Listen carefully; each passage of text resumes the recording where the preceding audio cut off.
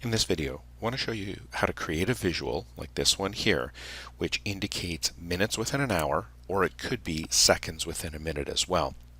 And it's created using two charts, one on top of the other. So this is a situation where you might use it. You've got a goal that you want to illustrate, initiating a claim within 40 minutes, and you could state it just as a number, but it sometimes is more impactful to state it as a visual or show it as a visual. So how do we create this? Let's go ahead and create a new slide here. And it starts by creating a pie chart first to indicate the minutes within the hour, the seconds within the minute. So I'm going to insert a pie chart here, and our basic pie chart that we use.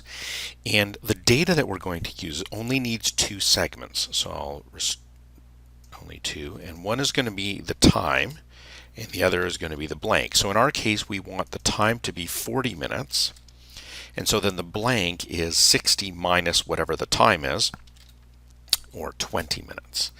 And so now we have the start of what we want.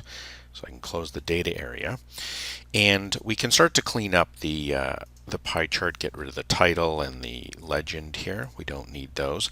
It's very important to size the pie chart to what you need it to be. So I don't certainly need it to be as big as it was, and I can move it over to the side where I'm going to need it to be. I think that's about the size that I'll need. So now we need to format the look of this pie chart. The first thing we're going to do is to set the blank area to be invisible. So I'm going to select that particular segment only, and on the format ribbon, change the fill color to no fill. The visible one I want to set to a color, and in this case we've decided we're going to use one of the colors here, the yellow. And then what I'm going to do is let me select both of them again and set the outline to something that would be visible, so maybe this darker gray here. So that's the start of our pie chart, and initially most people would just use that pie chart, but what I find is it's nice to add sort of the tick marks that go around on a clock just to give context for the audience, make it easier to understand. So now what we're going to do is we're going to take a donut chart, place it on top of this exactly the same size. Now you don't want to try and draw this by hand and make it the same size. Copy and paste this particular object. So I'm going to select my entire chart, copy and paste. Move that out of the way so we can see it. And what we're going to do, the first thing we need to do is we need to switch this to a donut chart. So on the Chart Tools Design ribbon, I can say change the chart type and select the donut. That's part of the pie segment or the pie category here. And now it just has the two segments. So what we need to do is we need to edit the data, and we need to create 12 segments, each of them the same size. So I just use a 1.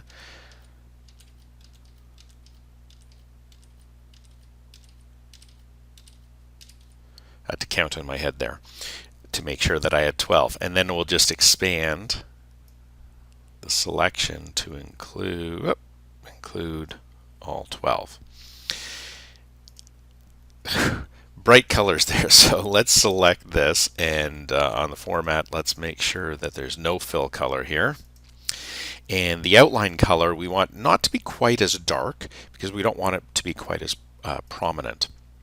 So we set it to more of a medium type of a gray. And now what we need to do is we need to make the hole bigger, or the donut smaller. So the way we do that is we've selected the data series. We click on Format Selection, and it allows us to change the hole size. I have found that 90% hole size works quite well because it gives enough visibility of those little tick marks without being sort of too much on it. Okay, so now we've got our two graphs formatted the way we want. We need to put them on top of each other. So I'm going to select both of them. I've got one selected, Control click, select the other one, and now we're going to use the alignment tools. So I'm going to first align them to the center so they're on top centered, and then I'm going to align with the middle, and I now have them perfectly on top of each other. And now that they're together, if I wanted to, I could group them together, and then I could move them easier all at once. If you ever need to sort of edit them, and be able to tell which is which, one of the things you can do is you can use the selection pane here on the home ribbon, and you'll see the two charts. Chart 5 will be the donut because that's on top, and chart 4 will be the pie. So if you want to get the donut out of the way so you can edit the pie, for example, you can just use the visibility toggle to turn one of them off or turn one of them on if you need to format the other one. So that's kind of the easiest way to do it. There's really no use for data labels here because it doesn't really make sense for what we're doing. But what you may want to do, and you saw it in the original example, is to add a text box that gives you context for what it is that this visual is referring to.